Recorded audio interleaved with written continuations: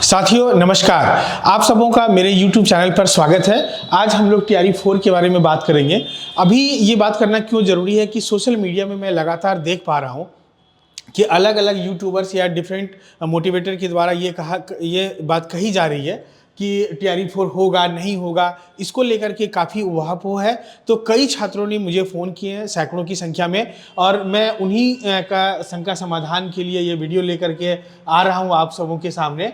तो TRE 4 के संबंध में मेरा ये कहना है कि जो माननीय शिक्षा मंत्री द्वारा बयान दिया गया सदन में, उसमें ये बात कही गई थी उनके द्वारा कि छात्र शिक्षक का अनुपात बिहार सरकार विभिन्न बहालियों के माध्यम से पूर्ण कर चुकी है, जो वर्तमान समय में है। तो उसी का मतलब उन्होंने ऐसी कोई बात नहीं कही कि आगे TRE की परीक्षाएं नहीं होगी, लेकिन उनके इस बयान से लोगों को ऐसा लग रहा है कि जब छात्र शिक्षक अनुपात राष्ट्रीय मानक के अनुरूप पूर्ण हो चुका है, तो अब शिक्षकों की जरूरत नहीं होगी, और जब शिक्षकों की जरूरत नहीं होगी तो आगे की TREs नहीं होंगे। इसी संबंध में मैं आप सबों के सामने एक तथ्यात्मक पहलू लेकर आया हूं, और विभिन्न तथ्यों के माध्यम से मैं कहना चाहता हूं कि जो आज के डेट में हो सकता है कि ये अनुपात पूर्ण हो। अब इसमें कितनी सच्चाई है मैं ये इस बहस पे नहीं जाना चाहता हूं, लेकिन मुझे ऐसा अगर मान भी लेते हैं कि ये आज के डेट में परिपूर्ण है, लेकिन आने वाला जो 6 महीना होगा, साल भर होगा, या 2 महीने की बात होगी, तो आप देखिए कि उसमें क्या है कि छात्र शिक्षक अनुपात। तो सबसे पहले आप ये समझिए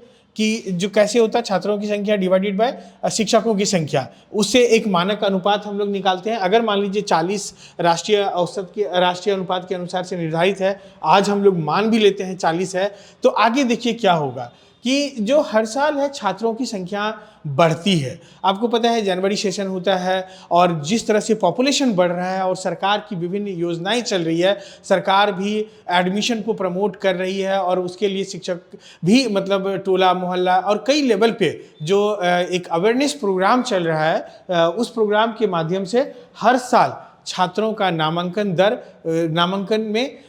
दर में काफ़ी वृद्धि देखी जा रही है, और आने वाला समय में ये और ज़्यादा होगा। एक सरकार का ये एफर्ट है। दूसरा, आम लोगों के अंदर भी शिक्षा को लेकर के जागरूकता धीरे धीरे हर साल पूर्व की तुलना में बढ़ रही है। तो अब ये जब जागरूक लोग होंगे तो वो भी अपने बच्चों को स्कूल भेजेंगे। तो कुल मिलाकर हम ये कहना चाहते हैं कि हर साल छात्रों की संख्या बढ़ेगी, इसमें कोई दो मत नहीं है।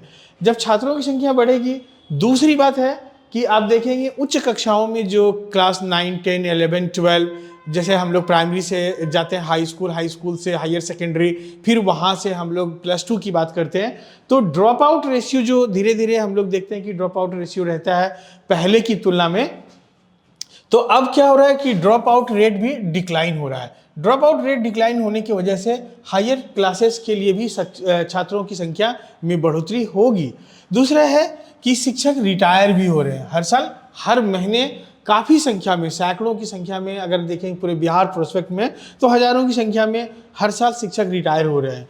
शिक्षक दूसरे जॉब में भी जा रहे हैं, जिनको कोई और अच्छा जॉब मिल गया वहाँ जा रहे हैं।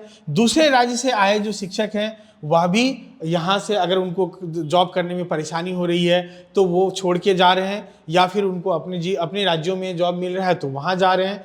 TRE 1, 2, 3 में हम क्या देख पा रहे हैं कि विभिन्न कारणों से शिक्षक हटाए भी जा रहे हैं, चाहे डॉक्यूमेंट वेरिफिकेशन में उनके अंदर कोई मतलब डिस्क्रिपेंसी है, असमानता है, तो तब हटाए जा रहे हैं, या जो मानक है उनको उन्होंने पूरा नहीं किया तब भी हटाए जा रहे हैं।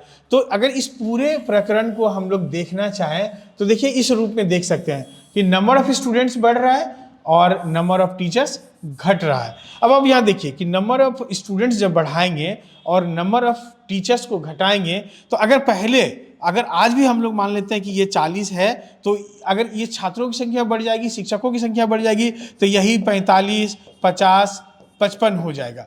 तब ऐसी परिस्थिति में सरकार के पास एक दबाव होगा, और जो इन रिक्तियों के विरुद्ध ये इन कारणों से छात्रों की संख्या छोड़ करके बाकी जो कारण है उसमें हम लोग देख पा रहे हैं 3-4 ऐसे कारण हैं जिसमें शिक्षकों की संख्या घट रही है। तो जब शिक्षकों की संख्या घट रही है तो उस रिक्त पोजीशन पे शिक्षकों को बहाल करना सरकार की मजबूरी होगी। इन सब से इतर जो मैं आप सबों के लिए एक बात कहना चाहता हूं, उसको ध्यान से सुनिए कि ये चुनावी वर्ष है। 2025 में विधानसभा चुनाव होना है बिहार के अंदर, और चुनावी वर्ष में कोई भी सरकार इतनी बड़ी गलती नहीं करेगी कि वो वैकेंसी लेकर के नहीं आए। आप एकदम कान खोल सुन लीजिए, मुझे पूरा यकीन है कि चुनावी वर्ष होने के नाते, क्योंकि सरकार जो बहालियां करती है उनका ये मकसद यह भी होता है, एक प्राइम मकसद होता है कि वो यूथ के अंदर में एक मैसेज लेकर के जाए कि हम रोजगारोन्मुखी सरकार हैं, हम आपके रोजगार के लिए बहुत चिंतित हैं, और जब विपक्ष उस पर हमला ना करे तो ऐसी स्थिति में आप देखेंगे TRE 3 का बहाली कितना आनन फानन में, जबकि शेड्यूल था उनको अगस्त 2024 में होना था, लेकिन वो अचानक से 2023 में उसको किया गया, क्योंकि 2024 का जो लोकसभा इलेक्शन है उसके मद्देनजर किया गया था। तो अब 2025 में जो चुनावी वर्ष है, जिस तरह से सरकारें भूल जाती है वादा करके, छात्र भी अभी TRE 1, 2, 3 हुए तो उनको सब भूल चुके हैं। जो नए बेरोजगार युवा हैं वो इस आस में जरूर होंगे कि हमारे लिए वैकेंसी आए, अगर नहीं निकालेगी तो सरकार बैकफुट पे जाएगी। ये मैं लिख के देता हूँ, और सरकार ऐसी कोई गलती नहीं करेगी कि वो बैकफुट पे जाए, तो वैकेंसी आएगा, निश्चित आएगा, और इसमें मुझे तो कोई दुविधा नहीं है। इसी तरह का कोई ऐसा एबनॉर्मली घटना हो जाए तो भी हो सकता है, अदरवाइज कोई ऐसा कैलकुलेशन नहीं करता कि बहाली नहीं आएगा। तो आप लोगों से आग्रह है कि आप जो TRE 4 की तैयारी कर रहे हैं वो एकदम दमखम के साथ तैयारी कीजिए, इस वाहवाह में मत रहिए कि वैकेंसी आएगी कि नहीं आएगी। अब रही बात तैयारी को लेकर के, तो तैयारी को लेकर के मैं आप लोगों से कहना चाहता हूं कि 1 to 5 एंड जो मतलब 6 to 8, 9 to 10 और 11, 12, इसके लिए जो भाग 2 का 40 क्वेश्चन है और इसके लिए जो 120 क्वेश्चन है, इन दोनों का सिलेबस ऑलमोस्ट सेम है। उसके लिए मैंने एक प्रॉपर वीडियो बनाया हुआ है, तो इसी वीडियो के साथ जो मेरा बायो लिंक होगा उसमें मैं इस वीडियो का लिंक डाल दूंगा। आप कैसे इसकी तैयारी करना है वो आप वहाँ जाकर सुन लें और उसी अनुरूप अपनी तैयारी को आगे बढ़ाएं। आप किसी भी यूट्यूबर, वन लाइनर, इन सब के चक्कर में रहेंगे तो नहीं होगा, क्योंकि आगे TRE की परीक्षाएं टफ होंगी। उसके रीज़न है कि छात्र अब ज़्यादा तैयारी करने लग गए हैं, ज़्यादा एग्रेसिव तैयारी करते हैं। एक दूसरा रीज़न है कि सीट्स जो है पहले की तुलना में कम होंगे, और क्वेश्चन का लेवल भी धीरे धीरे हम लोग देख पा रहे हैं कि अप हो रहा है। इन्हीं कारणों से कि परीक्षा टफ होगी, तो आपको उसी हिसाब से अपने आप को तैयार करना है। अब रही बात 6 to 8, 9, 10, 11, 12 अलग अलग विषय के लिए, तो अलग अलग विषय के लिए आप अपना पर्सनलाइज कॉल कीजिए। तो जिनको जो अलग, क्योंकि इसके लिए वीडियो बनाना होगा तो मुझे बहुत लंबा जाएगा वो, क्योंकि उसमें डिफरेंट टाइप के सब्जेक्ट्स हैं, साइंस, मैथ है, अब साइंस में भी अलग अलग सब्जेक्ट्स हैं 11, 12 के लिए, फिर सोशल साइंस का है, लिटरेचर है, तो उतना हम नहीं जाएंगे।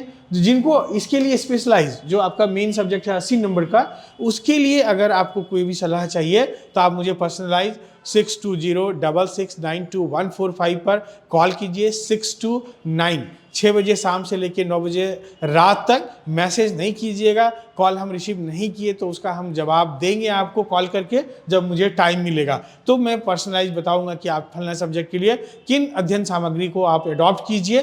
तो ये मुझे लगता है कि TRE 4 को लेकर के आपके अंदर जो दुविधा था उसको ख़त्म करने का मैंने संपूर्ण प्रयास किया है, और आगे आप सबों की तैयारी के लिए मैं आपके साथ कदम में कदम मिलाकर तैयार हूँ। इस मेरे एक्सपीरियंस का आप लाभ उठाइए। मेरे पास बहुत वास्ट एक्सपीरियंस है और मैं लगातार इस पर बहुत ही माइक्रो स्तर पे काम करता हूँ, ताकि मैं आपको बेहतर सजेशन दे सकूँ। जिन लोगों ने भी हमारे सजेशन को माना है वो बहुत आराम से परीक्षा पास किए हैं। TRE 1, 2 में फेल बच्चे जो TRE 3 में मेरे कॉन्टैक्ट में आए, उन लोगों ने बहुत अच्छे से, बहुत आराम से सफलता पाए हैं। तो मुझे ऐसा लग रहा है कि अगर आप भी हमसे जुड़ेंगे और हमारे कहने अनुसार आप अगर करेंगे, पढ़ना आपको है, मैं आपको एक बहुत सही रास्ता बताऊंगा और उस रास्ते पे चलेंगे तो आपकी सफलता सुनिश्चित है। Thank you.